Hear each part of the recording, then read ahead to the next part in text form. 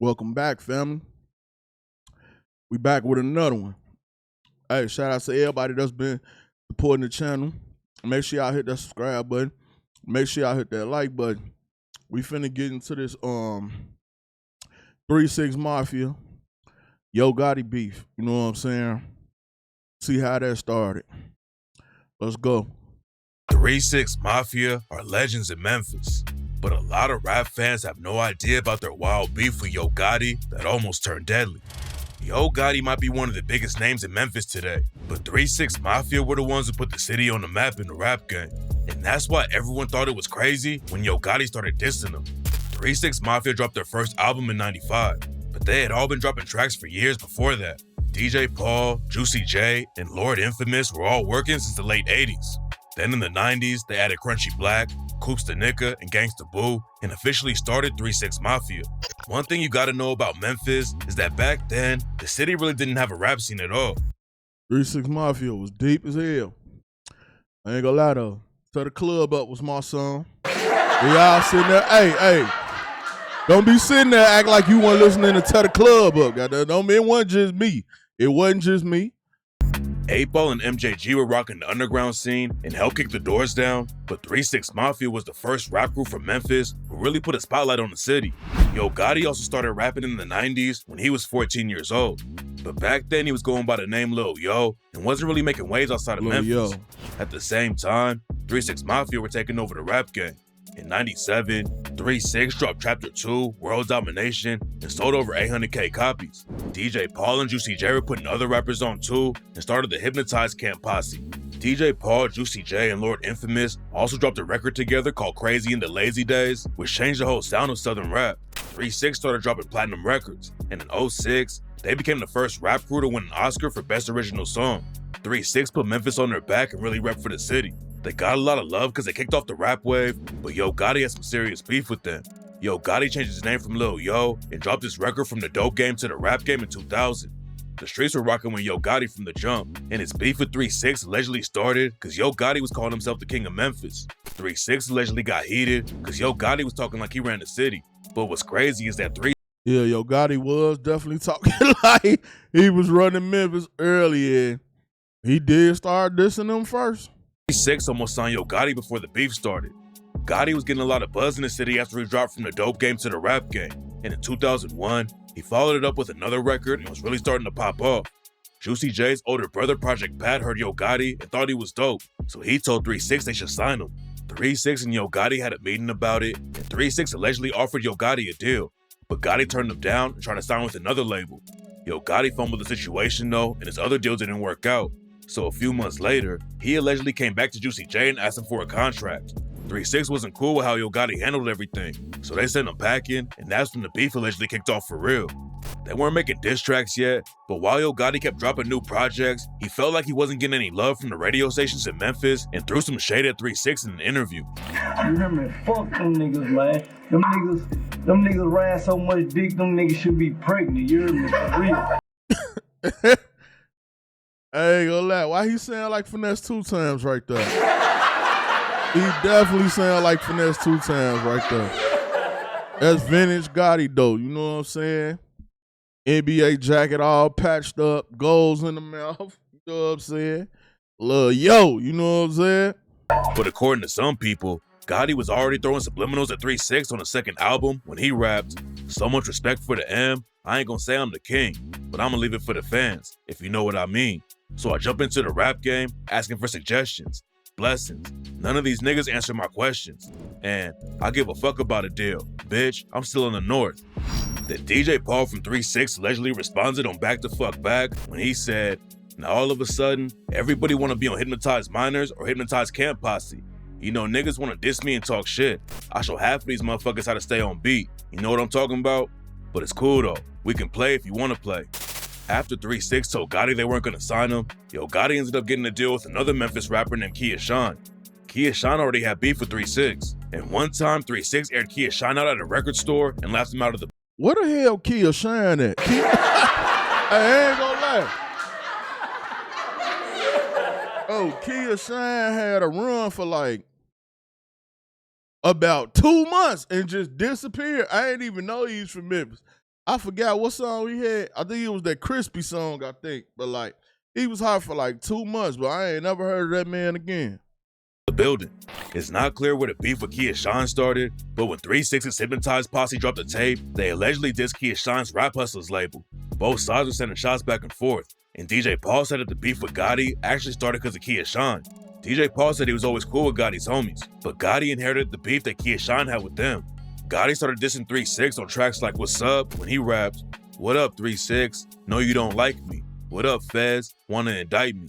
What up TVT, cut the check pimp. What up Cash Money, it's our year Slim." 3 6 was sending shots too, like on the Stay Fly remix when DJ Paul raps, "DJ Paul, it's official, the king of the town. Some clown tried to grab my crown. I hit him, made him put it down. I represent the M, and I do it better than him. And they hate me cause I'm a platinum artist, and I'm a movie star. Nigga, get your weight up. Now wait, don't come to me. Y'all starting to people you don't even know. I own my company." 3 6 wasn't just sending diss tracks though, and Crunchy Black clown Yo Gotti like crazy in the viral video and said he didn't have any love in Memphis. I didn't really go out looking for enemies. I just was a badass. You know, we grew up gang banging, so we didn't really go out and look for somebody, but you know, we was always into some bad shit. According to rumors, Yo Gotti and his crew were so heated about the Crunchy Black video that they sent shooters to slide on 3 6. Yo Gotti, his brother Big Jook, and their CMG crew have been linked to a few different shootings and alleged murders, so it wouldn't be surprising if they try to take out someone from 3 6, but there's no evidence to back the story. Crunchy Black used to be just tweaking for no reason. I ain't gonna lie. They was high. They was doing songs, doing the music, man. Crunchy Black'll be off it. Story up. Crunchy Black did get shot in the face in 2012, and some people thought Yo Gotti or his crew was involved. But Crunchy Black told DJ Vlad the real story. Crunchy Black had left 3 6 way before he got shot and was living in Vegas. He had some drug problems and was robbing a crew he met out there, and that's why he ended up getting shot. 666. I took some shit because he was on drugs, and I took a lot of drugs for him to be straight. No, it really wasn't helping him out, but I did it anyway. The rumor that Yo Gotti and his crew stood on 3 6 is still going around, but Project Pat said Gotti never really wanted to smoke with them. Juicy J's brother Project Pat is an OG in the Memphis rap game, and he really came up doing dirt in the trenches. He got booked a few times on robbery and gun charges, and after Yo Gotti dropped the track Touchdown in 2010 and dissed 3 6, Project Pat aired him out on the radio. According to Project Pat, Yo Gotti's goons hit him up when he got out of jail and said they weren't really trying to beef. Gotti was allegedly trying to play it cool when Project Pat confronted him about the dissing, but then Gotti turned around and kept the drama going. 3 6 and Yo Gotti had drama for years, but in 2010, Gotti really stamped the beef when he dropped the track Touchdown. Gotti had issues with another rapper from Memphis named V/. V/ was tight with 3 6 Mafia, but they were cool with Gotti too. Then V/ and Gotti fell out, so Gotti dissed all of them on the track and raps, "See, you ain't a real nigga, so that's something you wouldn't understand. But if it weren't for my homeboys and it weren't for my fans." Touchdown was hard. But yeah, Gotti wasn't playing around, like I ain't gonna lie, around that era. Around that time, Gotti wasn't playing, Keon, you know what I'm saying? They wasn't playing, man. Y'all know why Keon locked up. We ain't gonna even get into that, but yeah, they wasn't playing around that time. I would have been clicked on you bitches, doing a quarter off in the can. And what the fuck make you want to compete with me? Like you street as me. Running around here talking down. Bitch, you ain't used to be with me. Bitch, you ain't used to tow heat with me. That bar was hard. That bar was hard. Give it up for that bar. That bar was hard, man. Like, he came with it on that one. I ain't gonna lie. That's one of Yo Gotti hardest bars. He came with it.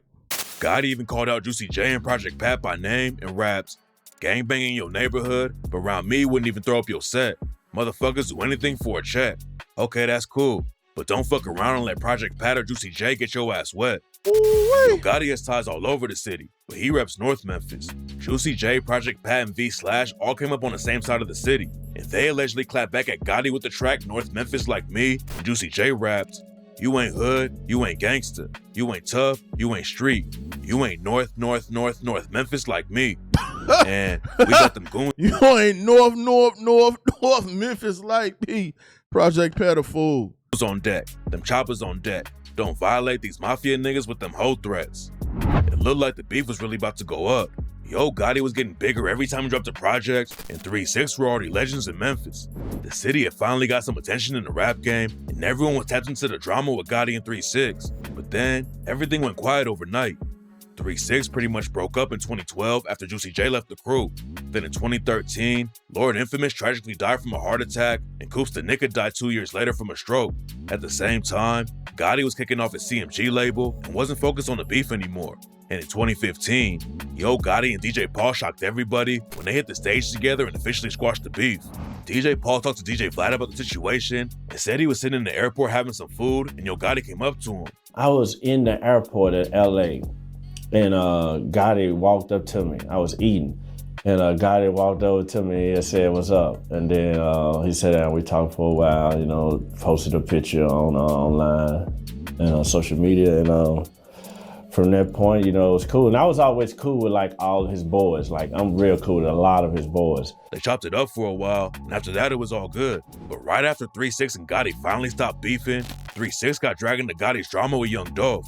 After Young Dolph and Yo Gotti started sending shots at each other, Dolph aired Gotti out for hating on 3 6 Mafia, even though they're the ones who put Memphis on the map in the rap game. Crunchy Black did a radio interview around the same time, said he was cool with Gotti, but stamped what Dolph was saying. Crunchy Black said Yo Gotti did a lot of hating, and when he got asked who side he was rocking with, Crunchy Black said he was picking Young Dolph over Gotti. So since you're a part of one of the legend groups of the South, who would you go with? Who would you stamp? Young Dolph, or are you stamping Gotti? I'm going to stamp Young Dolph, man. You know what I'm talking about? DJ Paul Everybody was stamping Young Dolph. talked about the Dolph and Gotti beef with Vlad too, and said he didn't think it was going to get to the point where anybody would actually get hurt. 3 6 and Yo Gotti had beef for years without anybody getting killed, and DJ Paul thought Dolph and Gotti would squash their beef too. Unfortunately, that's not how it played out. Yeah, man, that was crazy. Y'all get in the comment section, man. Let me know what y'all think about all this. Boy, I'm out.